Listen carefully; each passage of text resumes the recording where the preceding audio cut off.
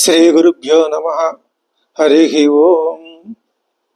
దంతాంచలేన ధరణీతలమున్నమయ్య పాతాళకేళిషు ధృతాదివరాహలీలం ఉల్లాఘనోత్ఫణ ఫణాధర గీయమాన క్రీడావదానమిభరాజముఖం నమామ. అమరీ కబరీ భార భ్రమరీ ముఖరీకృతం దూరీకరోతు దురితం గౌరీ చరణ పంకజం.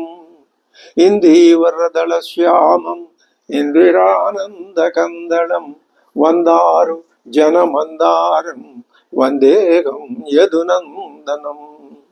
వాగర్ధావివ సంపృక్తౌ వాగర్ధ ప్రతిపత్తయే జగతః పితరౌ వందే పార్వతీ పరమేశ్వరౌ. ఆపదామపహర్తారం దాతారం సర్వసంపదాం లోకాభిరామం శ్రీరామం భూయో భూయో నమామ్యహం.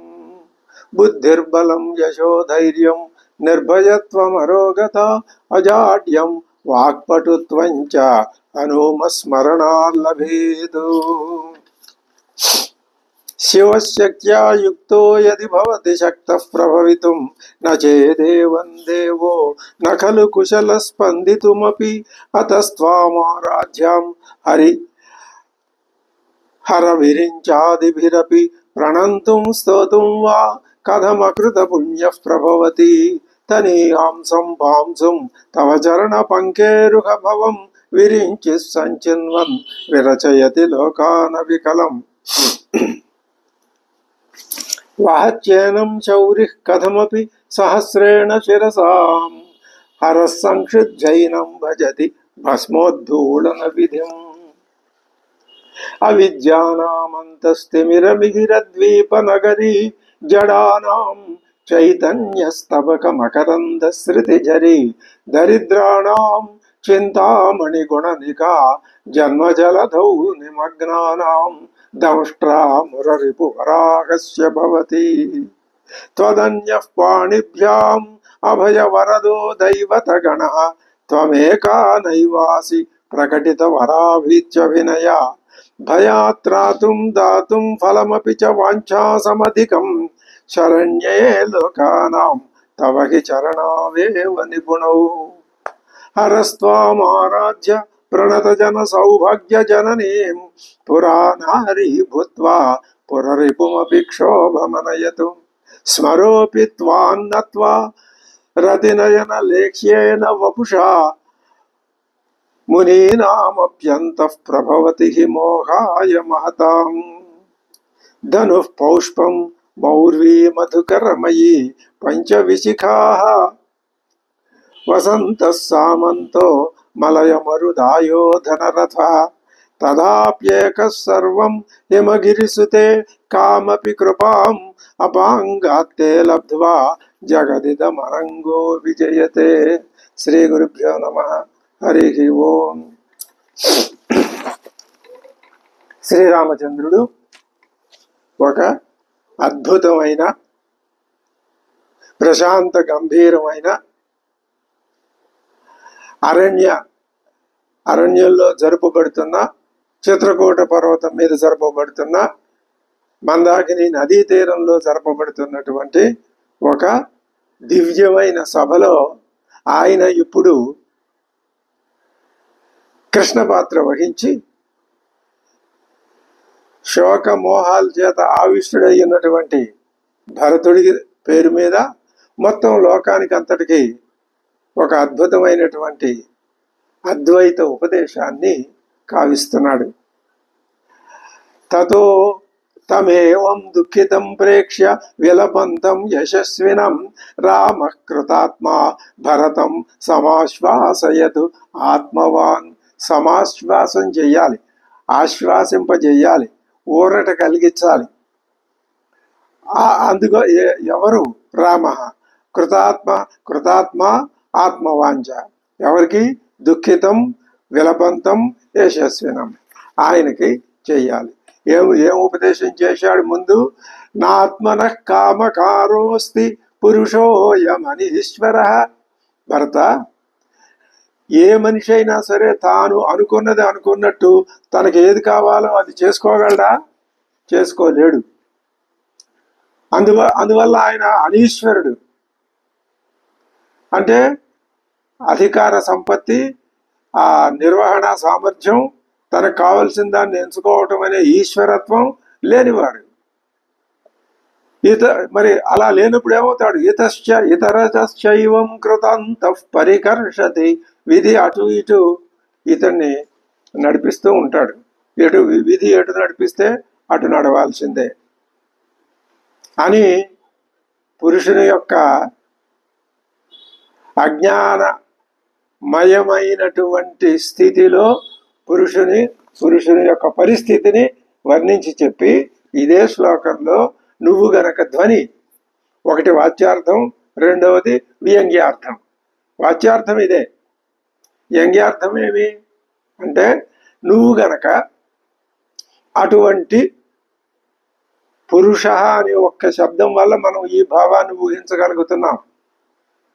పూర్ణత్వాత్ పురుష. నువ్వు పూర్ణత్వం లేదు నీలో, కాబట్టి పురుషుడు కాదు, కాబట్టి వాచ్యార్థం.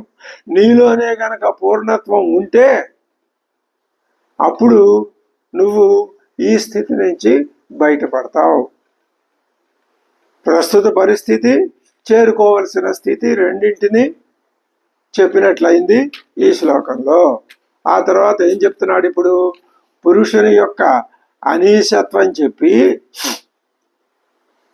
అలా కాదండి, మూడో శ్లోకంతో అలా కాదండి, ఇప్పుడు నేను సమర్థుణ్ణే, నేను ఈశ్వరుణ్ణే, ఇదిగో నేను ఇంత మహదాయతనం భూమి సంపాదించాలని అనుకున్నాను, సంపాదించాను కదా, లేకపోతే పెద్ద పదవి సంపాదించాలనుకున్నాను, సంపాదించాను కదా, లేకపోతే ఉన్నత స్థితికి వెళ్ళాలనుకున్నాను, వెళుతున్నాను కదా.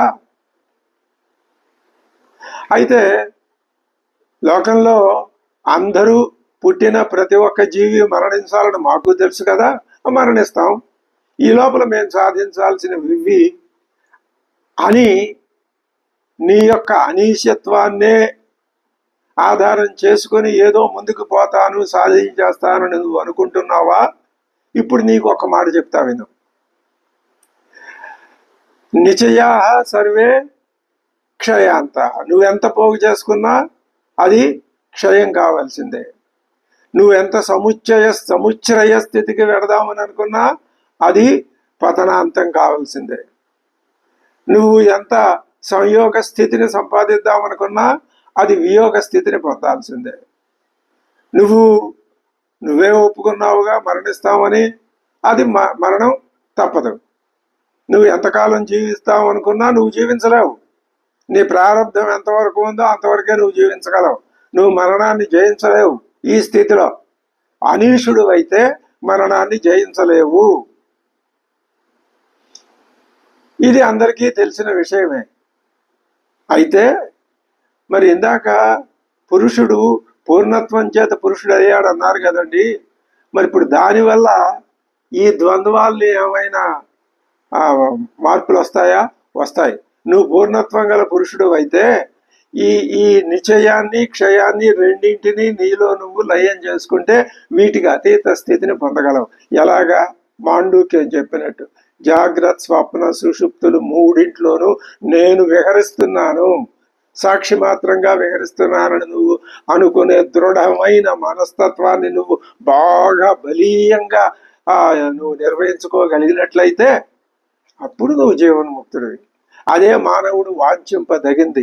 రాముడు తన యొక్క నడవడికలో చేసి చూపించింది అదే మనకి ఆదర్శం, ఆచరణీయం కూడా. అప్పుడేమవుతుంది? సముచ్ఛ్రయాలు, పతనం, ఈ రెండింటినీ నువ్వు ప్రవిలాపనం చేసుకోవాలి. సంయోగ విప్రయోగాలు రెండింటినీ, మరణాన్ని జీవితాన్ని కూడా ప్రవిలాపనం చేసుకుని మరణాన్ని జీవితాన్ని మిగతావన్నీ ఎలా ఉన్నా ఈ విషయంలో మరణాన్ని నువ్వు ప్రవిలాపనం చేసుకోవటం అంటే ఇది నా మరణం, మరణించిన తర్వాత కూడా నా అనేది ఉంది కాబట్టి నేనుంటాను అనే అనే ఆ ఆలోచనను నువ్వు, ఇదే వేదాంత సారం, ఇంతకంటే మించి ఏమీ లేదు. ఉపనిషత్తులన్నీ ఏకవాక్యంగా చెప్పినాయి. అంటే మరణాన్ని గురించి ఇలా ఇప్పుడు మీరు చెప్పిన మాట చెప్పినాయా, ఇది ఏమని చెప్పినాయి? మరణం లేనిది, శోకం లేనిది, నాశనం లేనిది, కూటస్థమైనది, మలినాలు లేనిది అయినటువంటి ఒకానొక సర్వవ్యాప్తమైన తత్వం ఉన్నది. అది నీలోనూ ఉంది. నువ్వు ఇదిగో ఈ ద్వంద్వాల్ని గనక, ఈ ఈ శ్రీరాముడు చెప్పిన ఈ ద్వంద్వాల్ని గనక నువ్వు ప్రవిలాపనం చేసుకుంటే నువ్వు ఆ స్థితిని పొందుతావు. ఇది ఇంతవరకు శ్రీరాముడు చెప్పినటువంటి హితబోధ. ఇప్పుడు తర్వాత ఏం చెప్తున్నాడు ఆయన అంటే,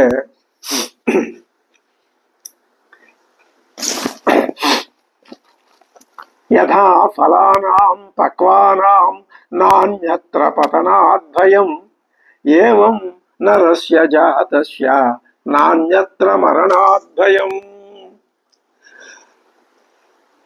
నాన్యత్ర మరణాద్భయం నరస్య జాతస్య. ప్రతి ఒక్కడు ఎప్పుడో ఒకప్పుడు జన్మిస్తూనే ఉన్నాడు. జన్మ ఉంది అంటే మరణం కూడా ఉన్నట్టే లెక్క కదా, ఉండి తీరాల్సిందే కదా. ఈ రెండింటి సంబంధం ఏమిటి? విడదీయలేనటువంటి సంబంధం, అవినాభావమైన సంబంధం. అదే కదా అంతం ఈ జీవితానికి. నాన్యత్ర మరణాద్భయం, మరణిస్తామనే భయమే కదా. మరి లేదంటారేమిటి అంటే అది నా అనుభవానికి విరుద్ధం కదా. దీనికి ధర్మ పురుషార్థ దృష్ట్యా సమాధానం ఏమిటి అంటే, మరణం అనేది సర్వనాశనం అయిపోవటం అనే భ్రమపడుతున్నావు. అది కాదు, అభావం కాదది, అవ్యక్తం. ఇది ఇక్కడ గ్రహించాల్సింది. యథా ఫలానాం పక్వానాం నాన్యత్ర పతనాద్భయం. ఇక్కడ ముందు ఒక చక్కటి దృష్టాంతాన్ని చెప్పారు. ఈ దృష్టాంతాన్ని కనుక మనం కొంచెం బాగా అర్థం చేసుకున్నట్లయితే అప్పుడు ఈ జన్మ మరి ఇంకా జన్మలు అనే విషయంలో మనకు ఒక స్పష్టత ఏర్పడుతుంది. ఈ మరణ విషయమైన స్పష్టత ఏర్పడకపోతే వేదాంతంలో బుద్ధి పరినిష్ఠితం కాదు. ఎందుకని? ఈ మరణం అనేది ప్రతినిత్యం ప్రతి క్షణం ఒక పెద్ద కత్తిలాగా మెడ మీద వేలాడుతూనే ఉంటుంది.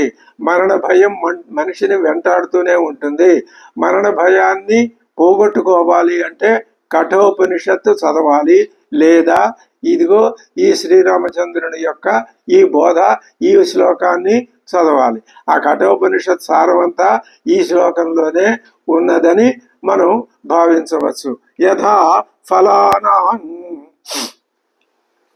అంటే ఫలానాం పక్వానాం యథా నాణ్యత్ర పతనాద్భయం. అదేమండి, చెట్టుకి ఒక కాయ కాసింది, ఆ కాయ పండు అయింది. ఇంకా పండుగ కూడా ఎప్పటిదాకా, చెట్టు పోయేదాకా ఈ పండు కూడా చెట్టునే అంటిపెట్టుకుని ఉంటుందా? ఉండదుగా, పడిపోతుందిగా. మరి నా అన్యత్ర పతనాద్భయం అంటాడేమిటి శ్రీరాముడు? పతన భయం కంటే వేరే భయం లేదంటారు. అలాగే జాతస్య నరస్య, పుట్టినటువంటి మనిషికి మరణాదన్యత్ర భయం నాస్తి, మరణం వల్ల భయం లేదు అని అంటున్నారేమి? ఇది కొంచెం పరస్పర విరుద్ధంగా ఉన్నట్లుగా అనిపిస్తోంది కదా. ఆ వైరుధ్యం, దాన్ని గనక మనం సమన్వయం చేసుకుని అర్థం చేసుకుంటే వైరుధ్యం కాస్త తొలగిపోతుంది. అంటే మీరేమన్నారు? ఆత్మకి అంతం లేదు అన్నారు. అంతం లేదు అంటే మరణం లేదు అనే కదా అర్థం. పురుష శబ్దానికి పూర్ణత్వం అని అర్థం చెబుతూ ఆ పూర్ణత్వం నీదో లేదు కాబట్టి అని ప్రత్యక్ష ఉదాహరణ చూపించి అక్కడ సమన్వయించి చెప్పారు. ఆ సందర్భంగా నువ్వు గనక పూర్ణ పురుషుడివి అనిపించుకున్నట్లయితే నీకు నీ ప్రజ్ఞానానికి, నీ జ్ఞానానికి అంతం లేదని చెప్పారు. బాగానే ఉంది. అంతం లేదు అంటే మరణం లేదనే కదా. మరి ఆ జ్ఞానం నా శరీరంలో ఇప్పుడు ఉంది కదా, ఈ ఉపాధిలో, మరి నాకు మరణం లేదంటారేమిటి? ఇది అమాయకంగా అడిగేటటువంటి ప్రశ్న. పైగా ఇంకో ప్రశ్న అడుగుతాడు, మరణం లేదంటున్నారా? అయితే ఈ మరణించే వ్యక్తి ఎవరు? నరుడేగా. అందుకని ఇప్పుడు ఏమంటున్నాం మీరేమంటున్నారు? ఇంకా శ్రీరామచంద్రుడు నరస్య జాతస్య, ప్రతి ఒక్క నరుడు పుట్టవలసిన వాడే కదా. ఎప్పుడో ఒకప్పుడు వాడు పుట్టాలి కదా. పుడతాడు. పుట్టాడు అంటే జన్మించాడు. జన్మ ఉంది అంటే మరణం కూడా ఉండి తీరవలసిందే. రెండింటికి అవినాభావం. అంటే అదే కదా అంతం. మరి ఇప్పుడు నాణ్యత్ర మరణాత్ భయం, మరణిస్తామనే భయం ఎక్కడా లేదంటారు. ఏమిటి? మరణం అనే భయం పట్టుకుని వేలాడుతోంది కదా. ఇది అనుభవానికి విరుద్ధం కదా మీరు చెప్పే మాట. అంటే దీనికి ఇప్పుడు మనం సమాధానం చెప్పుకోవాలి. ఎట్లాగా? ముందు ధర్మ పురుషార్థ దృష్ట్యా దీనికి సమాధానం చెప్పుకోవాలి. ఏమంటే ధర్మ పురుషార్థ దృష్ట్యా మరణం అనేది సర్వనాశనం అయిపోవటం అని అనుకుంటోంది లోకం. అది కాదు, అది భ్రమ. మరణం అంటే సర్వనాశనం కాదు. సర్వనాశనం అంటే ఏమీ మిగలకపోవటం, ఆ నేననే భావం కూడా మిగలకపోవటం. అది కనపడుతోంది కదండి. ఎవరికి కనపడుతోంది? మరణించిన వాడు వచ్చి నేను లేనని నీతో చెప్తున్నాడా? చెప్పట్లేదు కదా. కాబట్టి ఇప్పుడు నువ్వు అది భ్రమే. ఏది భ్రమ అంటారు? నిరూపిస్తాం. ఏది భ్రమ అంటారు అంటే సర్వనాశనం అయిపోవటం అనేది ఒకటి ఉంది అని నువ్వు భ్రమపడుతున్నావు కదా. సర్వనాశనం అంటే అర్థం ఏమిటి నీ ఉద్దేశంలో? ఆ సర్వనాశనం అంటే లేకపోవటం అండి. లేకపోవటం అంటే అభావమే కదండి. అభావమే అని నీ ఉద్దేశం కాదు. ఇక్కడ అభావానికి చోటు లేదు. మరి ఏమిటుంది దేనికి చోటు? వ్యక్తం అవ్యక్తం అనే రెండు మాటలు ఉన్నాయి. జన్మించటానికి ముందు నువ్వు అవ్యక్తంగా ఉన్నావు. జన్మించావు, కొంతకాలం జీవించావు వ్యక్తంగా. వ్యక్త అవ్యక్త. ఈ వ్యక్తమైన స్థితి పోతే మళ్ళీ ఏ స్థితి వస్తుంది? అవ్యక్త స్థితి వస్తుంది. ఆ జాగ్రత్త స్వప్న సుషుప్తులు మూడింట్లోనూ నువ్వు ఉంటున్నావు.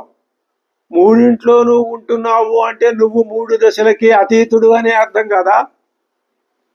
అంటే మూడు దశలకి అతీతులం ఎలా అవుతామండి? నేను జాగ్రత్తలో ఉన్నప్పుడు జాగ్రత్తే, స్వప్నంలో ఉన్నప్పుడు స్వప్నమే, సుషుప్తిలో ఉన్నప్పుడు సుషుప్తే కదా. కాదు, నువ్వు ఆ దృక్పథం వదిలేసి నీ దృక్పథాన్ని మార్చుకో. ఎలా మార్చుకోవాలి? సాక్షి మాత్ర దృక్పథాన్ని అలవరుచుకో. అది ఎలా ఉంటుంది? ఇదంతా నేను చూస్తున్నాను. జాగ్రత్త దశ నేనే దశే. ఈ దశ ఫలితాలు నాకేం అంటావు? ఈ మూడు దశల ఫలితాలు అంటావు. నేను ఈ మూడు దశల్లోనూ ఉండగలను. కాబట్టి నేను వేరు, మూడు దశలు వేరు. ఈ నేను యొక్క అసలైన దశ నాలుగో దశ. ఇది అద్భుతమైన విషయం. ఇది ఎంత బాగా అవగాహన చేసుకొని ఎంత ఆచరణలో పెట్టడానికి ప్రయత్నం చేస్తే అంత మన మార్గం సుగమం అవుతుంది. వ్యక్తం అవ్యక్తం అని చెప్పాం కదా. అంటే నువ్వేం చేస్తున్నావు? ఈ శరీరాన్ని వదిలేసి మళ్ళీ ఇంకో శరీరాన్ని ధరిస్తావు. అలా కాకపోతే శరీరాలు వస్తున్నాయి, ఉంటున్నాయి, పోతున్నాయి. దీనికి అర్థం ఏం చెప్తావు? కానీ శరీరాలతో పాటు వచ్చి శరీరాలతో ఉండి శరీరాలతో పోయేది అది అలా లేదుగా. ఇందాక మనం చెప్పుకున్న ఉదాహరణలో మూడు దశల్లోనూ ఉన్నటువంటి స్థితిని నువ్వు సాధించుకోగలుగుతున్నావుగా. అది సాధించుకోవటం నీ వల్ల కాకపోతే పునరపి జననం పునరపి మరణం తప్పదు. సాధించుకుంటే ఇదే అద్వైతం యొక్క సూక్ష్మాతి సూక్ష్మమైనటువంటి బోధ. ఒక్క ముక్కలో చెప్పుకోవాలంటే ఇలా చెప్పుకోవటం కూడా ఎంత సునిశ్చితమైనటువంటి పరిశీలనా శక్తిని అలవరుచుకొని మిగిలిన అన్ని విషయాల్ని తలబద్దలు కొట్టుకున్నా కూడా అర్థం కాని విషయాలన్నింటినీ పక్కన పెట్టి అసలు విషయాన్ని చెప్పుకుంటే ఇదే. ఏమిటి? అన్ని దశల్లోనూ నేనుంటాను. అలాగే మరణానికి ముందు, మరణం, మరణం తర్వాత ఈ 3 దశల్లోనూ నేనుంటాను. ఆ జీవిత దశలో వ్యక్త రూపంలో ఉంటాను. ఆ మిగిలిన 2 దశల్లో అవ్యక్త రూపంలో ఉంటాను. అది నువ్వు అలవాటు చేసుకో. అది ఉందా అండి అలా అవ్యక్తంగా ఎవరు ఉన్నట్టుగా ఎవరు చెప్పటం లేదు. మరి చాలా మంది లోకంలో అనేక వాదాలు ఉన్నాయి. ఈ వాదాలన్నీ నమ్ముతూ ఉంటే మాకు అదే నిజం అనిపిస్తుంది అనుకుంటే అనుకోవచ్చు, నిజం అనుకుంటే నిజం అనుకోవచ్చు మిగిలిన వాదాలన్నీ. కానీ ఉపనిషత్తులు ముక్త కంఠంతో ఇదే విషయాన్ని చెప్పాయి. నువ్వు వేదం మీద విశ్వాసం ఉండి ఉపనిషత్ బోధ అమృతాయమానమైనటువంటి బోధ అని అనుకునే సంస్కారం పూర్వజన్మల నుంచి నీలో వచ్చి స్థిరపడి ఉంటే ఇప్పుడు ఈ దశలో నువ్వు ఈ స్థితిలో తప్పనిసరిగా ఉపనిషత్ మాతని ఆశ్రయిస్తావు, ఆ బోధనలు వింటావు, నీ శేష జీవితాన్ని ఫలవంతంగా గడుపుకుంటావు. కాబట్టి ఇప్పుడు మనం ఏం చేయాలి అంటే ఈ శరీరాన్ని వదిలేస్తే మరో శరీరాన్ని ధరిస్తాడు. వదిలేసినప్పుడు ఇక్కడ అవ్యక్తం, మరో శరీరాన్ని ధరించినప్పుడు అక్కడ వ్యక్తం.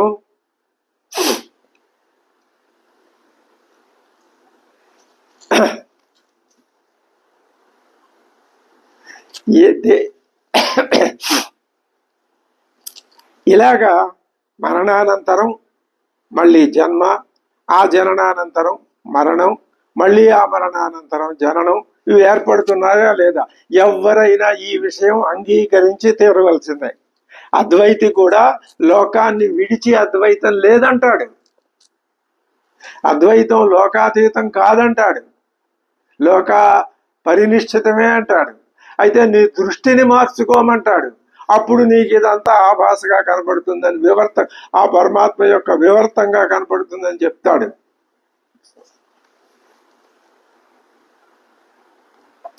కాబట్టి ఇప్పుడు మనకు మరణాన్ని గురించి భయపడాల్సిన అవసరం ఏముంది? ఏవం నరస్య జాతస్య నాన్యత్ర మరణాద్భయం. ఇప్పుడు ఈ శ్లోకపాదం ఎంత అర్థవంతంగా కనిపిస్తుందో. ఈ విధంగా దీనికి ఒక దృష్టాంతం చెప్తున్నాడు. ఏమిటా దృష్టాంతం అంటే ఫలానాం పక్వానాం నాన్యత్ర పతనాద్భయం. ఓ చెట్టుకి ఓ కాయ కాసింది. ఆ కాయ ఏమైంది? కొంతకాలానికి పండింది. ఇప్పుడు ఆ పండు ఏం చేస్తుంది? రాలి కింద పడిపోతుంది. పడిపోయింది అనుకోండి, ఆ పండుకి భయం లేదు. ఎందుకని? ఏం భయం లేదు, నేను పడిపోతున్నాను అనే భయం లేదు. మరి ఆ చెట్టుకి భయం ఉందా? ఆ చెట్టుకి అంతకంటే భయం లేదు. మరి అది ఆ పండు చెట్టు నుంచి విడిపోయి కింద పడిపోయిందంటే ఆ పండు మరణించిందా? మరణించలేదు. మరేమిటి? దానికి మరొక జన్మ ఉంది. ఎలా ఉందండి దానికి? పండుగ ఇంకో జన్మ ఎక్కడ ఉందండి? ఎవడో చేతికి దొరికితే తినేస్తాడు. ఉంది, వేరే మరో జన్మ ఉంది. ఎలాగా అంటే ఇదే ఇక్కడ ధ్వని. ఎలాగా? దానిలో విత్తనం ఉందిగా, ఆ విత్తనం నేల లోపలికి వెళ్ళిపోయి వర్షం పడటం కానీ, అంటే తల్లిదండ్రుల సమాగమం జరగటం అనే పరిస్థితి అక్కడ ఏర్పడితే మళ్ళీ అది మొలకెత్తి ఆ మొలక మొక్కై, ఆ మొక్కే మానై, ఆ మానే కొమ్మలు కాయలతో మళ్ళీ సంపూర్ణంగా ఫలభరితమై విరాజమానం అవుతూ తయారవుతుంది. ఇంకా దానికి మరణం ఎలా ఉంది? ఆ చెట్టు పోతే ఆ చెట్టు స్థానంలో అదే చెట్టు ఇంకోటి వస్తుంది. ఆ ధర్మాలవే. ఇది ఇక్కడ ఇంకొక గొప్ప విశేషం ఉంది. శంకర భగవత్పాదులే చెప్పారు ఈ విషయాన్ని సూత్ర భాష్యంలో. ఏమన్నాడు ఆయన అంటే, మనం ఒక దృష్టాంతం చెప్పాము అనుకోండి, ఆ దృష్టాంతాన్ని మీరు కొంతవరకే అనుసంధించుకోవాలి తప్ప ఆ దృష్టాంతంలో ప్రతి అక్షరాన్ని పట్టుకొచ్చి లాగి దాన్ని విడమరిచి అంతా నేను సమన్వయింపజేస్తానంటే అది వేదాంత సమన్వయ ధోరణిలో కుదరదని చెప్పాడు ఆయన. కాబట్టి ఎంతవరకు దృష్టాంతమో అంతవరకే, తర్వాత కుదరదు. ఇప్పుడు ఈ ఈ దీంట్లో వర్షం అనుకూల పరిస్థితులు ప్రారంభమైనప్పుడు మళ్ళీ అది మొక్క అవుతోంది కదా, అది దానికి పునర్జన్మ. మళ్ళీ అలాంటి మొక్క తయారవుతోంది కదా, మానవుడి విషయంలో మళ్ళీ అలాంటి జన్మే, అలాంటి తల్లిదండ్రులే రావట్లేదే. ఆ వృక్ష అది ఫల దృష్టాంతం అంతవరకే తీసుకోవాలి, అంతే తప్ప వేరే రకంగా కాదు. కాబట్టి ఆ దృష్టాంతం అంతవరకే పోల్చుకున్నాం. మానవ జీవితంలో ఇక్కడ ప్రధాన ఆ తల్లిదండ్రులు లేరు, ఆ తల్లిదండ్రులే ఉండి మళ్ళీ ఇదే లక్షణం ఉంటే అదే కుమారుడు పుడతాడు, అదే కుమార్తె పుడుతుంది. కానీ వాళ్ళు లేరు కాబట్టి, వేరే తల్లిదండ్రులు కాబట్టి స్వల్ప భేదాలు ఉంటాయి.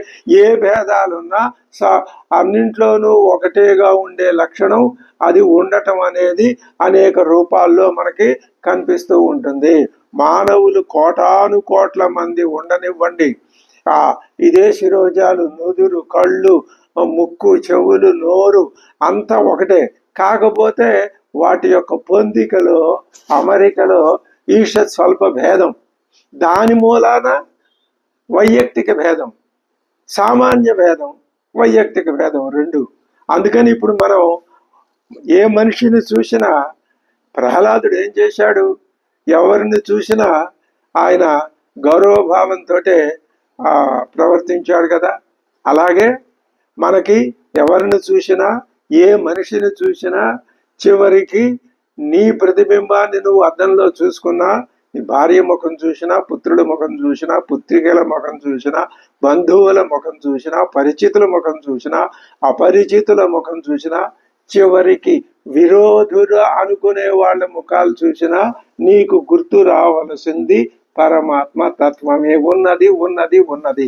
ఏమున్నదంటే అదిగో కళ్ళు, ముక్కులు, చెవులు కనపడుతున్నాయిగా, ఆ తత్వం ఉన్నది.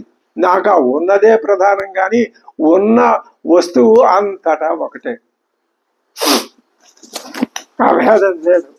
కాబట్టి అటువంటి దృష్టి ఏర్పడటం చాలా అవసరం. అందుకని ఇది ఆ చెట్టుకి మళ్ళీ పునర్జన్మ అవుతుంది. ఇది ఎలా దానికి పునర్జన్మం, అలాగే మనకు మరణం కాదు.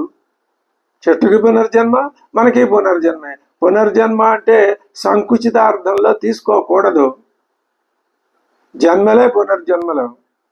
అయితే ఇక్కడ ఇంకొక మాట కూడా మనం చెప్పుకోవాలి. ఏమిటది? ఒక పిందగానో ఒక కాయగానో ఉన్న దశలో అది రాలి పడిపోతే సుఖం లేదు. అది ఏమవ్వాలి? బాగా పండాలి. అంటే మానవుడు ఎప్పుడు దీంట్లో నుంచి బయటికి రావాలి? ప్రేత్య ఎప్పుడు బయటికి రావాలి? పరిణత బుద్ధి అయి అద్వైత భావంలో పరినిష్ఠితమైనటువంటి ఆలోచన కలిగి ఆ స్థితిలో ఈ శరీరంలో నుంచి బయటకు వస్తే అదే సమాన స్థాయిలో మళ్ళీ ఇంకొక శరీరంలో ప్రవేశిస్తాడు. అక్కడి నుంచి మళ్ళీ ప్రయాణం కొనసాగుతుంది. అదే అస్మదాదులందరికీ కూడా ఇప్పుడు లోపల ఉన్నటువంటి ప్రగాఢమైన కాంక్ష. అసలు ఏ కాంక్ష లేకుండా పోతే ఏ శరీరమో అక్కర్లేదు.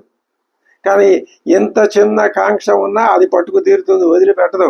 లేదు లేదని పైకి ఎంత గొప్పగా నటించినా లేనివాడు లేడు. అందరికీ ఏదో ఒక రకమైన కాంక్ష ఉండి తీరుతుంది. తనని గురించి అయ్యో అయ్యో నాకు ఇది లేదే అది లేదే, నేను ఇలాంటివన్నీ జయించానండి, పోనీ చివరిలో రోగం, అయ్యో నాకు రోగం వచ్చింది, రోగం వచ్చిందని కూడా అనుకోకుండా ఎలాగండి?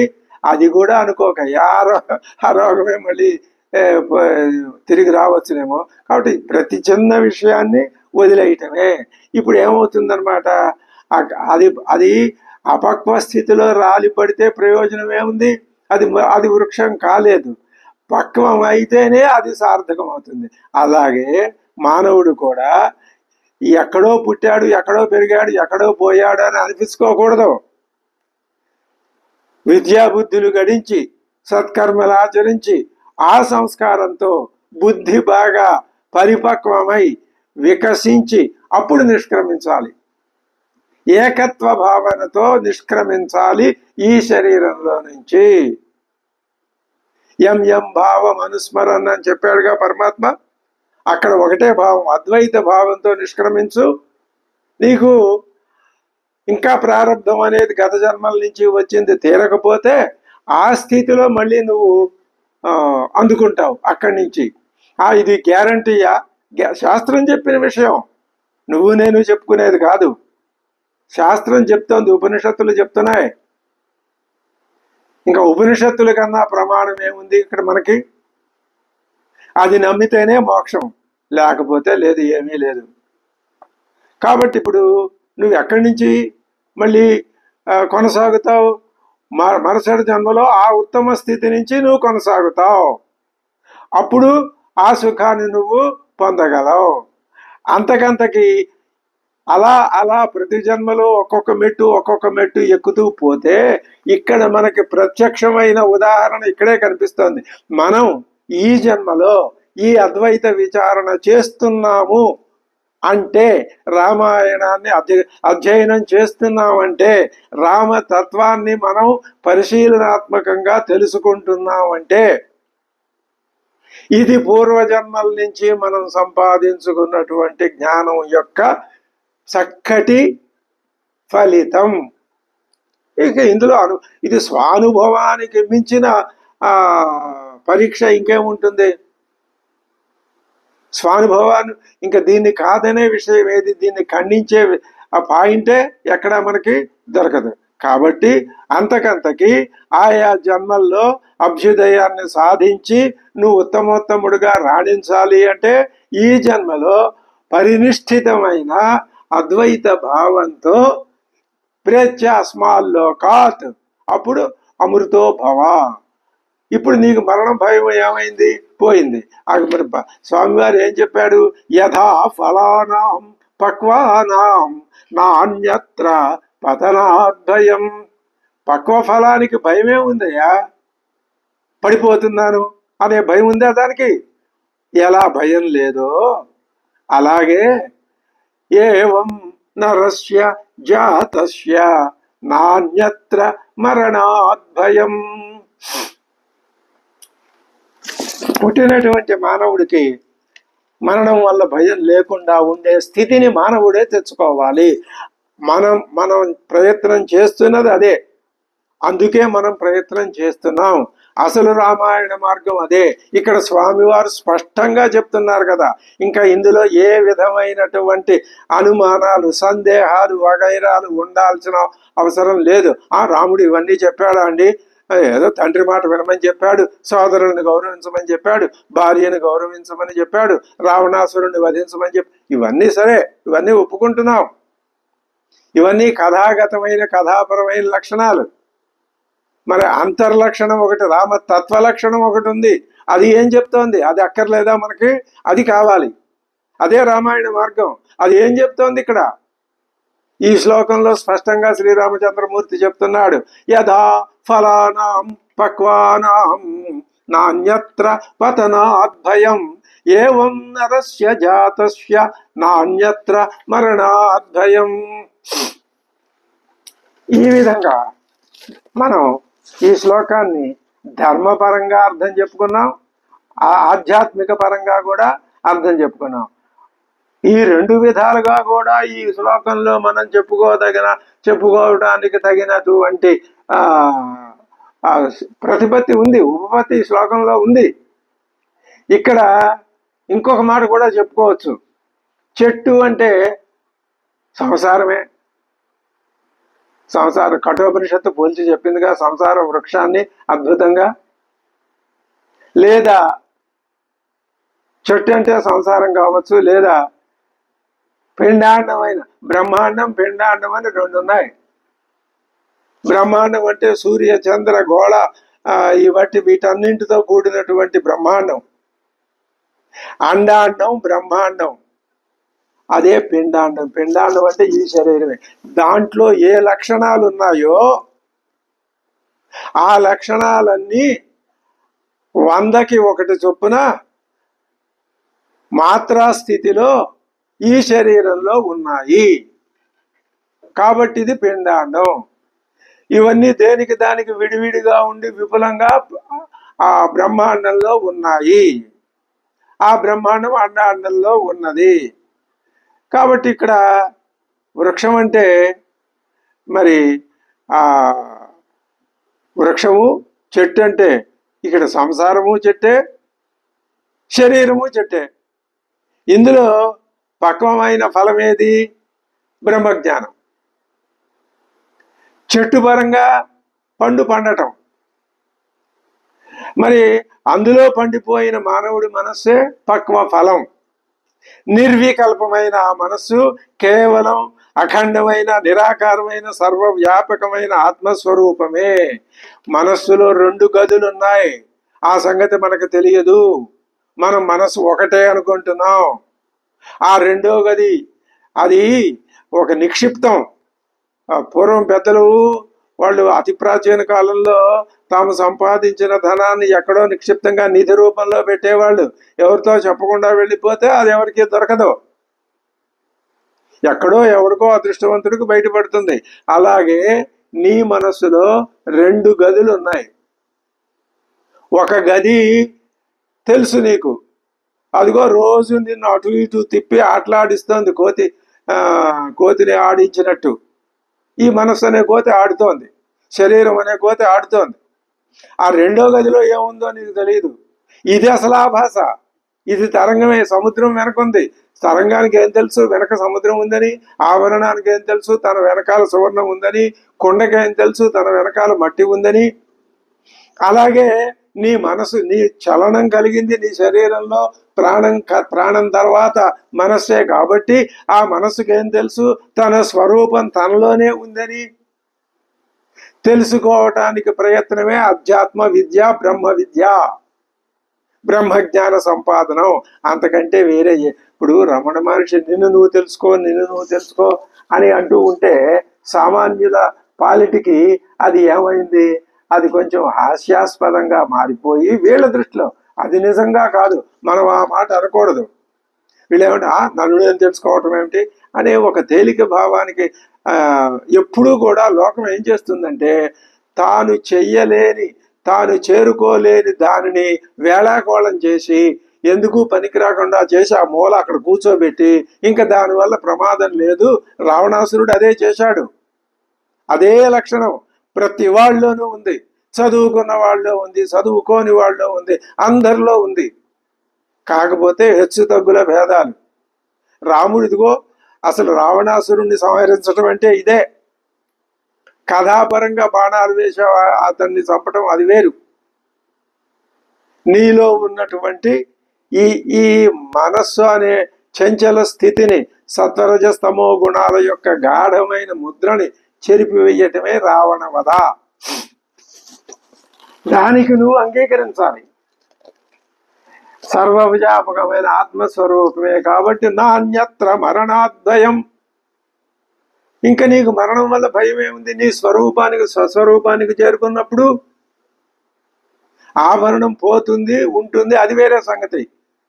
ఆ ఆభరణం నా స్వరూపం బంగారమే అనుకున్నప్పుడు మళ్ళీ బంగారంలోకి వెళ్ళి కూర్చుంది అనుకోండి, అయితే ఇంకో ఆభరణం అవుతుంది, లేకపోతే బంగారంగానూ ఉంటుంది. అలా ఉండగలదు, ఇలానూ ఉండగలదు.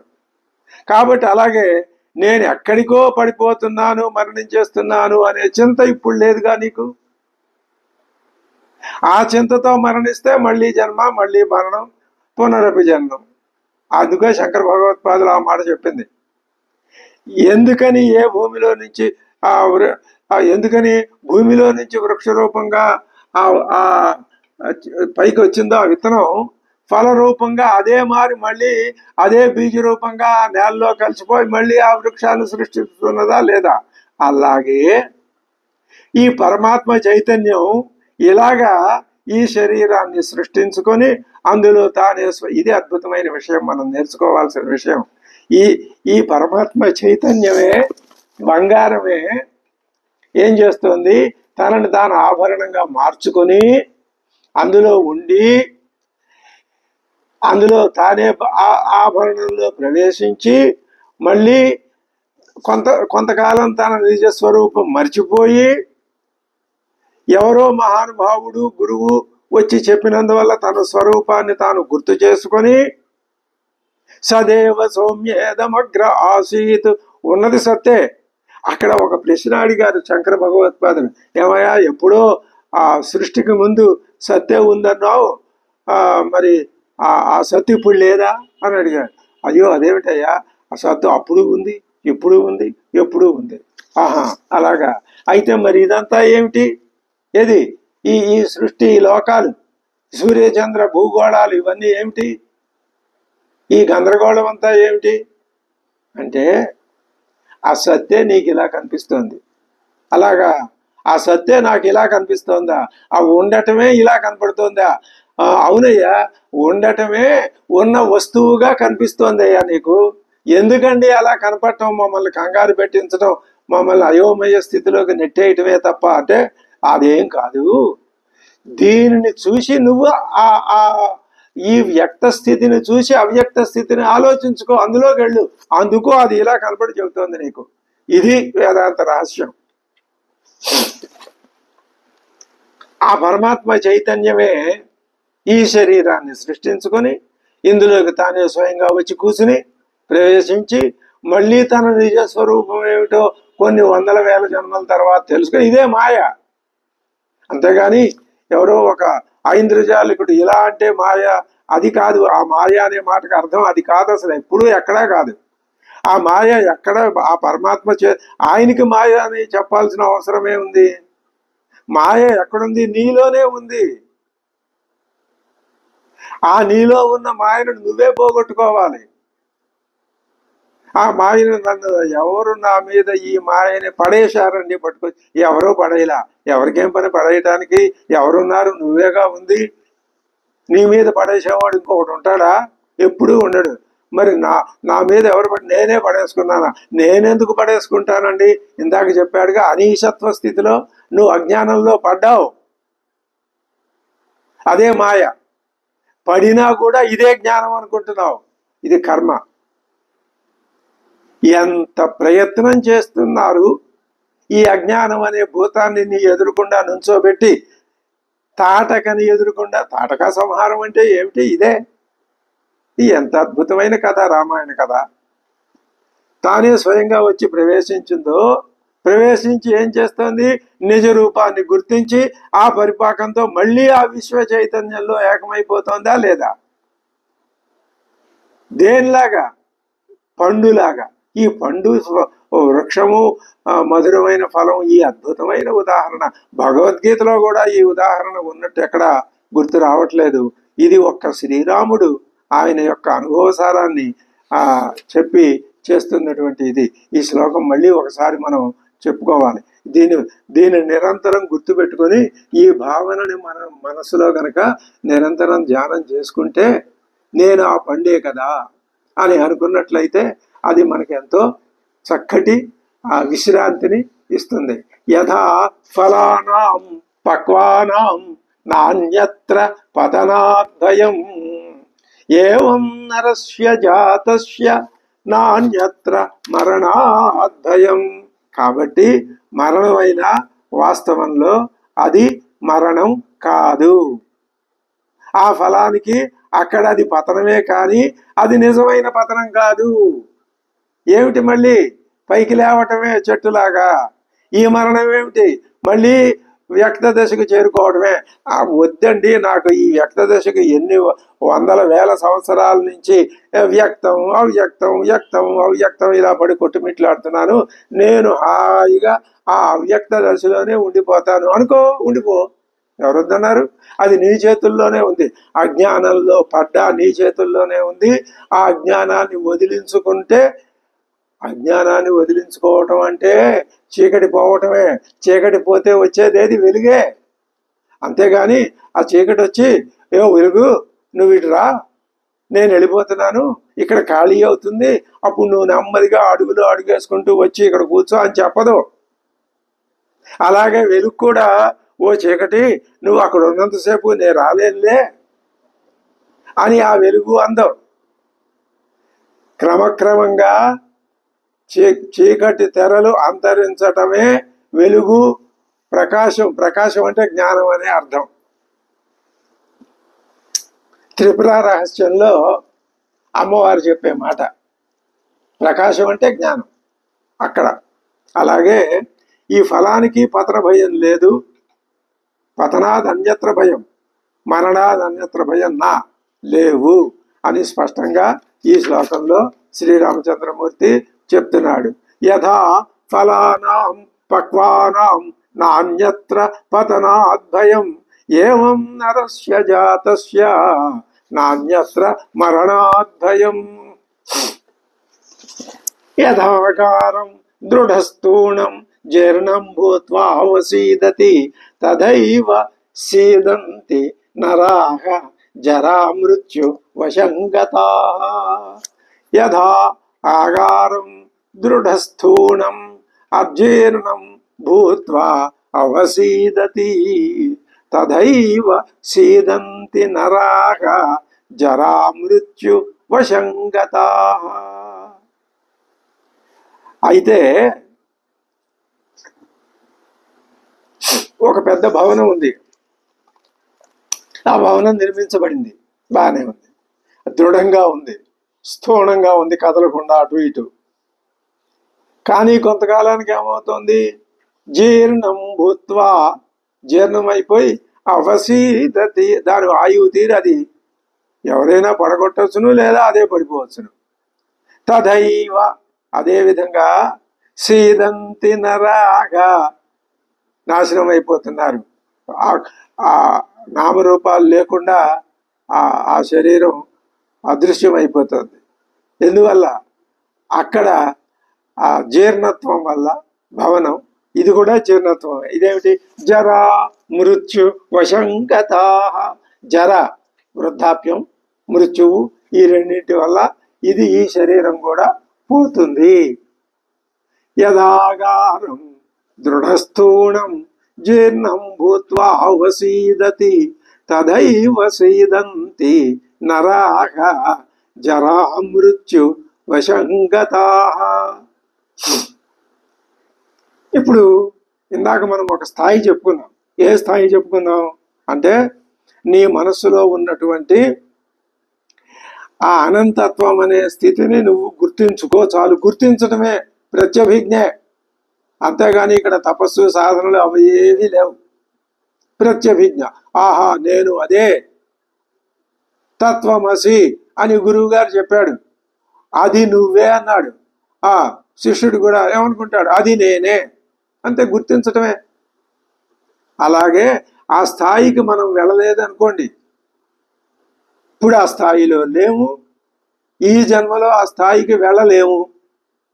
ఎప్పటికి వెడతామో నమ్మకం లేదు. ఈసార్లు ఇక నుంచి వెనక్కి తిరిగి వెళ్ళిపోయి మళ్ళీ ఈ శారీరక భోగాల్ని అనుభవిద్దాం, తపస్సు చేసి అటువంటి భోగాల్ని అనుభవిద్దాం. ఇది తిరోగమనం. ఆ స్థాయికి వెళ్ళలేకపోతే తిరోగమనమే. అప్పుడు నువ్వేమవుతావు? నరుడివే, నారాయణుడివి కావు. నరనారాయణత్వాలు రెండు నీలోనే ఉన్నాయని చెప్తున్నాం. 2 గదులు ఉన్నాయంటే అర్థం అదే. నారాయణుడు అంటే ఎవరండి? నరుడు అంటే ఎవరండి? ఆ స్థితిని పొందలేని వాడు నరుడు, వాడే జీవుడు. ఆ స్థితి తెలుసుకుని అదే అయిపోయిన వాడు నారాయణుడు.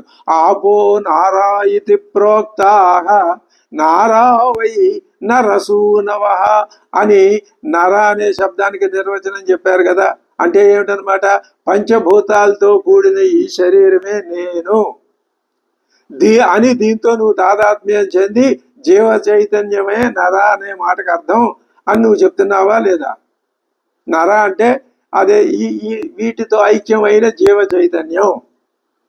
శరీరం అనేది దీనికి ఈ జీవ చైతన్యానికి ఒక ఉపాధి.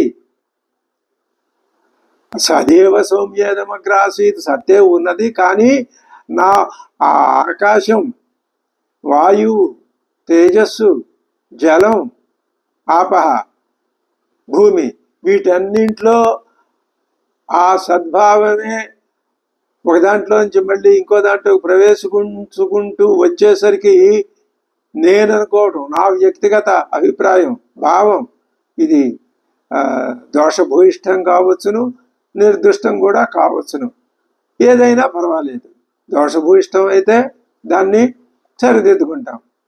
ఆ సద్భావమే వీటన్నింటిలో పడి ప్రయాణం చేసుకుంటూ చేసుకుంటూ చేసుకుంటూ మెలుకలు తిరుగుతూ తిరుగుతూ తిరుగుతూ వచ్చేసరికి దానికి కొంత కష్మలం అంటింది. అదే జీవభావం. ఇప్పుడు అదేం చేయాలి? లేకపోతే సృష్టి లేదు, ఏమీ లేదు. ఆ సద్భావం తనకు తానే ఉంది. ఆ తనకు తానే ఉందని నువ్వు నేను అనుకుంటున్నాం వేరేగా ఇక్కడ కూర్చుని. ఇది మనం వేరే అనుకుని అది కూడా కాదు. అది తనకు తానే ఉన్నట్టు దానికే తెలుసు తప్ప అప్పుడు నువ్వెక్కడున్నావు? ఎక్కడుంటావు? అందులోనే ఉంటావు. నీకు వ్యక్తిత్వం అంటూ లేదు, దాంట్లో నీ ప్రత్యేకత అంటూ ఏమీ లేదు. సముద్రంలో కలిసిపోయిన తర్వాత ఇంకా గంగేది గోదావరిది ఏదీ లేదు. కానీ ఇప్పుడు నువ్వు ఇలా మాట్లాడుతున్నావు అంటే నీలో జీవ చైతన్యం ఉంది. అక్కడ పట్టుకున్నాం మేము. ఆ జీవ చైతన్యాన్ని నువ్వు దేనికి ముడిపెట్టావు? ఈ పంచభూతాలకి ముడిపెట్టావు. ముడిపెట్టి ఏం చేస్తున్నావు? ఇదే నేనని బాగా పెనవేసుకుపోయావు, తాదాత్మ్యం చెందావు. ఈ శరీరం అనే ఉపాధిలో ఆ చైతన్యం వచ్చి పడిపోయింది. పైగా ఇక్కడ దీనికి ఒక కట్టుకొయ్య, ప్రాణం అనే కట్టుకొయ్య. ఈ కట్టుకొయ్యకు తాడేసి కట్టేశారు. ఇది ఎంతసేపు తిరిగినా ఆ తాడు ఎంత దూరం తీసుకెళ్తే అంత దూరం గిరగిరా తిరుగుతూనే ఉంటుంది తప్ప స్వేచ్ఛగా గరుత్మంతుడిలాగా ఆకాశంలోకి ఎగిరిపోలేదు. శ్రీ మహావిష్ణువు గరుత్మంతుడిని వాహనంగా ఎంచుకున్నాడు అంటే అదే అర్థం. నీ ఉపాధికి ఆకారం ఉంది, కానీ నీ చైతన్యానికి ఆకారం లేదు. అది నిరాకారం. దేనిలాగా? ఆకాశంలాగా. అంటే అంటే దానికి అది నేననే స్ఫురణ లేనిది కాదు, ఉంది. కాబట్టి అది ఆకాశంలాగా అనాత్మ కూడా కాదు. ఆకాశం అనాత్మ, కానీ నీ చైతన్యం అనాత్మ కాదు. ఆకాశం ఆత్మస్వరూపం అనే భావన లేదు దానికి, కానీ నీ చైతన్యానికి నేను ఆత్మననే భావన ఉంది. ఇది సబ్జెక్టు. నేను అంటే సబ్జెక్ట్ అండి. సబ్జెక్ట్ ఒక్కటే ఉంటుంది, ఇంకా ఆబ్జెక్టు లేవు, ప్రెడికేట్ లేవు, ఏమీ లేవు. గ్రామర్ లేదు, అసలు ఏమీ లేదు. రన్ అండ్ మార్టిన్ గ్రామరే లేదు, ఎక్కడా లేదు. ఉన్నదేమిటో ఒకటే సబ్జెక్టు, అహం, నేనే, నేను, నేను, నేను. ఓం, ఓం అనేది ఆ మాండూక్యోపనిషత్తు చెప్పింది. ఓం సోహం సహాహం తత్వమసి అని గురువు గారు చెప్పాడుగా. ఆ తత్తు నేనే, సహా నేనే. సహా అంటే అది పుల్లింగం, తత్ అనేది నపుంసకలింగం. ఆ తత్తు నేనే, ఆ సహా నేనే. సోహం సోహం సోహం సోహం సోహం సో హంస. హంస అదే, సోహం అదే. అందులో హకారం ఆ సకారం పోతే ఓంకారం మిగులుతుంది. ఓంకారమే నేను. ఈ ఓంకారం నిరంతరం నువ్వు భావన చేయటం వలన నీలో 3 దశల్లోనూ విహరించే శక్తి పెరుగుతుంది. కాబట్టి ఆత్మ అంటే నేనే. అది ఎవరండి ఆత్మ అంటే నేనే అని ప్రమాణం ఏంటండి? ఏదో ప్రమాణం అక్కర్లా, స్వతః ప్రమాణం. దానికి అదే ప్రమాణం. పైగా ఎప్పుడు అది స్వతసిద్ధంగానే ఉంటుంది ఆ తత్వం. దానికి అయిపోవటం, పుట్టటం, పెరగటం, ముసలితనం ఇలాంటివి లేవు. ఇందాక చెప్పిన జీర్ణం భూత్వా అనేది లేదు. జరా మృత్యు భయం లేదు దానికి. దేనికి ఉంది? ఇదిగో ఈ పంచభూతాలతో నిర్మితమైన శరీరానికి, మొదటి పాదంలో చెప్పిన భవనానికి, రెండవ పాదంలో చెప్పిన నరత్వానికి ఉంది. అదే చెప్తున్నాం. యథా ఆగారం దృఢస్థూణం జీర్ణం భూత్వా అవసీదతి తదైవ సీదంతి నరాక జరా మృత్యు వశంగతాః. దానికి నీలో ఉన్న చైతన్యానికి ఎంత ఎంత చక్కటి అద్భుతమైన బోధనా విధానం ద్వారా శ్లోకం మనని నియమితమైన నిర్దిష్టమైన లక్ష్యం వైపుకు తీసుకెడుతుందో మనం గమనించుకోవాలి. పరిసరాల్ని గమనించుకుంటూ ముందుకు వెళ్ళాలి మనం. మరి ఆ లేదన్నారు కదా చైతన్యానికి. ఈ మరణించేదేది, ఈ జన్మించేదేది? మరి ఏ చైతన్యం ఈ ఉపాధిని అభిమానించి ఇదే నా స్వరూపం అని అనుకుంటుంది? ఆ శరీరం అనే ఉపాధికి జనన మరణాలు శరీరం అయిన ఆత్మకే కావు. అయినా అదే నేనని భావించిన నేరానికి దాంతో పాటు జన్మిస్తూ దాంతో పాటు మరణిస్తోంది కదా. చైతన్యం నుంచి కూడా ప్రయోజనం లేదు. కాబట్టి అప్పుడు ఇక చేతనమైన ఒకటే, అచేతనమైన ఒకటే, అన్నీ పుట్టేవే పోయేవే అని అనిపించక తప్పదు. ఇప్పుడు మీరు ఈ ఉదాహరణలో ఇంతకుముందు ఏం చెప్పారు? వృక్షం చెప్పారు. ఆ వృక్షానికి ప్రాణం ఉంది, అది పుడుతోంది, పెరుగుతోంది, పోతుంది. శరీరం అన్నారు. ఈ శరీరంలోనూ ప్రాణశక్తి, క్రియాశక్తి ఇవి ఉన్నాయి, ఇవి పెరుగుతున్నాయి. మరి ఇప్పుడు ఆకారం, ఒక భవనం యొక్క ఉదాహరణ చెప్పారు కదా, దాంట్లో ఎందుకని అది ఆ విధంగా దానికి ప్రాణశక్తి అవి లేవు కదా, కేవలం అవి శక్తిహీనములైనటువంటివే కదా, ప్రాణహీనములైనటువంటివే కదా. ఆ ఉదాహరణ అంటే అది కూడా కాలానికి లోబడి ఆ విధంగా జీర్ణమై పోవలసిందే. అలాగే ఈ శరీరం కూడా. అయితే మరి దీనివల్ల ఏమిటి ప్రయోజనం?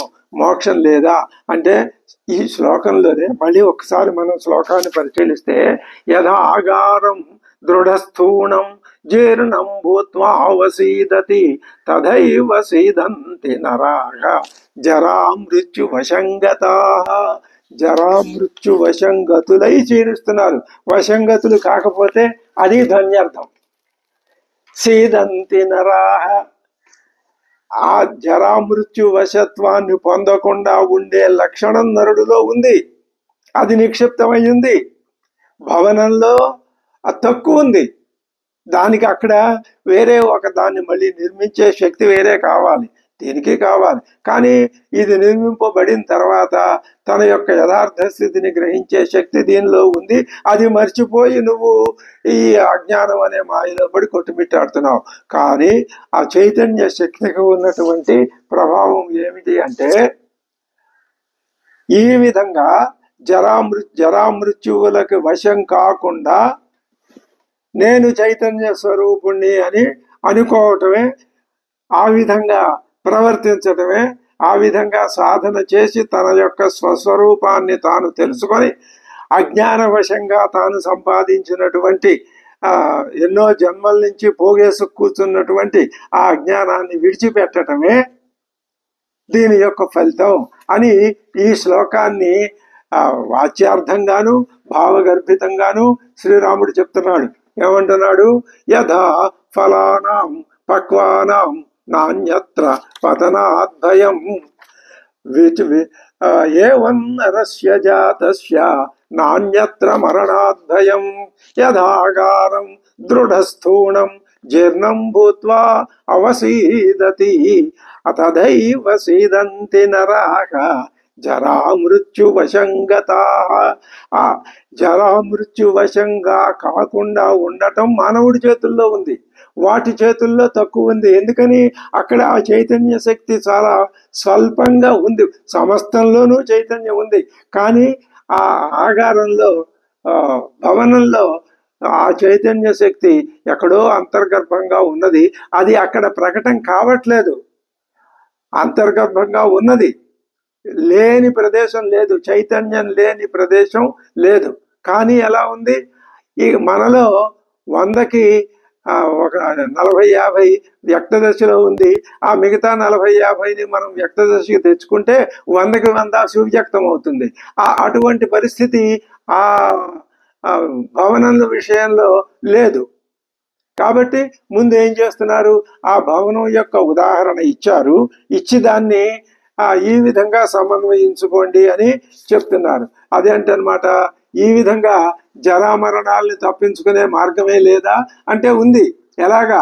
నరాః వశంగతాః అంటే ఆ వశంగతాః అనే మాటలోనే వాల్మీకి మహర్షి సూచిస్తున్నాడు. అంటే అర్థం ఏమిటనమాట? వీడు నరనారాయణ తత్వాలు రెండు అశరీరం శరీరేషు అనవస్థే స్వవస్థితం అని ఎవరు చెప్తున్నారు? మన కఠోపనిషత్తు చెప్తోంది. నువ్వు శరీరం అనుకునే దాంట్లో, నశించిపోతుంది అనుకునే దాంట్లో, నువ్వు శరీరం కానిది నశించనిది ఒకటి ఉన్నది, ఆ సంగతి నీకు తెలుసా ఓ మానవుడా? నా శరీరంలో ఉన్నది నాకు తెలియదా? అలాంటిదేది నా శరీరంలో లేదు, ఉంటే నాకు కనపడదా? ఎందుకు కనపడుతుంది? హిరణ్యకశిపుడికి కనపడలేదు, ఎక్కడ వెతికినా కనపడలా. ప్రహ్లాదుడికి ఆయనలోనే కనపడింది. కాబట్టి ఆయన కొండల మించి పడేసినా, సముద్రాల్లో పడేసినా ఆయన ఏం చేయలేకపోయింది. ఆయన స్వస్వరూపంలో ఉన్నవాడిని ఎవరేం చేస్తారు? అది అందులో ఉన్నటువంటి పరమార్థం. కాబట్టి నీలో నరుడి తత్వం ఉన్నది, నారాయణ తత్వం ఉన్నది. అయితే అద్దం బాగా దుమ్ము కొట్టుకుని పోయింది. ఈ దుమ్ము నువ్వు ఇలా చేత్తో ఉన్న తుడితే పోదు, దానికి ఒక విధమైన ప్రక్రియ పద్ధతిని అనుసరించి పోగొట్టుకోవాలి. ఉపనిషద్ వాక్య బోధనే దానికి నివారణ మార్గం. రామాయణ అధ్యయనమే మొదటి మెట్టు. రామాయణ అధ్యయనం తర్వాత సూటిగా ఉపనిషత్ బోధని మన బుర్రకి ఎక్కించుకోవటమే రెండవ మెట్టు. కాబట్టి మనం నరులమే అవుతున్నాం కానీ నారాయణులం కాలేకపోతున్నాం. కొత్తగా మనం నారాయణులం కానక్కర్లేదు. నువ్వు నిజానికి ఆల్రెడీ ఇతపూర్వమే నువ్వు నారాయణుడివే, కానీ నువ్వు గుర్తించలేకపోతున్నావు. ఎన్నిసార్లు చెప్పినా, ఎన్ని విధాలుగా చెప్పినా ఇదే విషయం. నువ్వు నీ యొక్క మూల స్వభావాన్ని గుర్తించలేకపోతున్నావు. ఎంత గొంతు చించుకుని చెప్పినా మానవుడి బుద్ధికి ఈ విషయం ఎక్కటం లేదు. ఎక్కాలి, నాణ్య పంథ, వేరే మార్గం లేదు. ఇప్పుడు నువ్వు అయ్యే ఉన్నావు నారాయణుడివి. అది నీలో ఉన్న అవ్యక్త తత్వమే నారాయణుడు. అంటే పంచభూతాలకి అయనం లేదా అధిష్టానం. దానికి ఆ పంచభూతాలకి అధిష్టానానికి ఏ ఆకారం లేదు. అయితే బంగారం ఉదాహరణలో ఆభరణాలకు అధిష్టానం బంగారం అని రెండు ద్వైతంలో చెప్పేవే కాబట్టి మనకి ఇక్కడ కొంత అసౌకర్యం ఉంది. మరి వేదాంతంలో చెప్పేటటువంటి ఈ సృష్టికి స్వస్వరూపం స్వామి పరమాత్మ తత్వం అన్నప్పుడు అది కంటికి కనపడేది కాదు. కాబట్టి ఇన్ని రకాల పిచ్చి పిచ్చి వ్యవహారాలన్నీ వచ్చి పడుతున్నాయి. కాబట్టి ఆకారం లేదు, దానికి వ్యాపారం లేదు. అంటే ఫారము ఫంక్షన్ రెండు లేవన్నమాట. ఎలాగా ఏ రకంగా అయినా సరే అది నా స్వరూపం అని నువ్వు గుర్తిస్తే, గుర్తించామండి ఇంకా అయిపోయింది గుర్తించడం అనే పని, ఇంకా మాకు దానివల్ల ఫలితమే రావాల్సింది, అది ఎప్పుడు వస్తుందంటారు? గుర్తించినంత మాత్రాన పైకి అన్నంత మాత్రాన రాదు. ఇది ఈ నరభావం, ఈ జీవభావం ఒక పర్వతంలాగా గడ్డగట్టి కరుడు గట్టి నువ్వు ఎన్ని గుణపాలతో పగలగొట్టినా ఇది పగలదు, పోదు. కేవలం ఒక్క అచంచలమైన జ్ఞానమే, సంపూర్ణ జ్ఞానమే, నిత్యము శ్రవణము మననము నిధిధ్యాసనము తప్ప వేరే పరిష్కార మార్గం లేదు లేదు లేదు, వేరేది లేదు. అది ఈ జన్మలో ఎంతవరకు సాధ్యమో అంతే, అంతకంటే ఎక్కువ రాదు. ఇదే లోకంలో చెప్తారు కదా, తక్కువ నోములలోచి ఎక్కువ ఫలం రమ్మంటే ఎక్కడి నుంచి వస్తుంది? అది దీనికి కూడా వర్తించుకోవచ్చు. నీ అజ్ఞానం ఎక్కువ, జ్ఞానం పాలు తక్కువ. జ్ఞానం పాలు ఎక్కువ అవ్వాలి, అజ్ఞానం పాలు క్రమక్రమ ఒక్క రోజుతో తగ్గదు, అది పోదు. పోయిందని ఎవరైనా అన్నా నమ్మటానికి వీలు లేదు. ఏ చెప్పేవాళ్ళైనా నాలో అజ్ఞానం లేదు అంటే సంపూర్ణంగా ఉందని అర్థం, ఒప్పుకు తీరాల్సిందే. యస్యామతం తస్యమతం, అది స్వరూపం అని గుర్తించాల్సిందే. ఇప్పుడు కాబట్టి ఒక పండు రాలిపోయినట్టు, ఓ భవనం కూలిపోయినట్టు ఈ శరీరం కృషించిపోతుంటే దీంతో పాటు నేను నశించిపోతున్నాను అనుకుంటున్నావు. ఏ తత్వం నీలో ఉండి? నరతత్వం ఉండి. అదే ఇక్కడ దుఃఖానికి కారణం. భరతుడిలో దుఃఖానికి కూడా అదే కారణం. ఇక్కడ నరత్వము అది ఉన్నంత వరకు అది ధార్మికమైన స్థాయే తప్ప పరమాత్మ తత్వాన్ని తీసుకొచ్చే స్థాయిలోకి అది రావటం లేదు. అలా రావటమే దాని యొక్క పరమ ఆశయ స్థితి. ఈ విధంగా ఈ రెండు శ్లోకాలని చెప్పారు. ఆ రెండు శ్లోకాలు ఒకసారి మళ్ళీ మనం మననం చేసుకుందాం. యథా ఫలానాం పక్వానాం నాణ్యత్ర పతనాద్భయం ఏవం నరస్య జాతస్య నాణ్యత్ర మరణాద్భయం యథాగారం దృఢస్థూణం జీర్ణం భూత్వా వసీదతి తథైవ సీదంతి నరాః జరా మృత్యువశంగతాః అచ్చేతి రజనీయాతు సాన న ప్రతినివర్తతే యాత్యేవ యమునా పూర్ణ సముద్రముదకాకులం. ఈ శ్లోకం అద్భుతమైన మరొక భావాన్ని స్వామి శ్రీరామచంద్రమూర్తి మనకి అందిస్తున్నాడు. దీని భావాన్ని మనం చాలా చక్కగా సవివరంగా భావన చేసి మననం చేసుకోవలసి ఉన్నది. ఇదే మన రామాయణ అర్థ మననానికి అర్థం చేసుకోవడానికి మూలం. కాబట్టి ఈ విషయాలు మనం సాకల్యంగా నెమ్మదిగా ఒకటికి 2 సార్లు వీటిని బాగా చర్వణం చేసుకుంటూ అర్థం చేసుకుంటే మన ప్రయత్నం సఫలమవుతుందని తెలియజేసుకుంటూ ఈ తర్వాత మిగతా విషయాలు వచ్చే ఎపిసోడ్లో తెలుసుకుందామని మనం చేస్తూ శ్రీ గురుభ్యో నమః. హరి ఓం.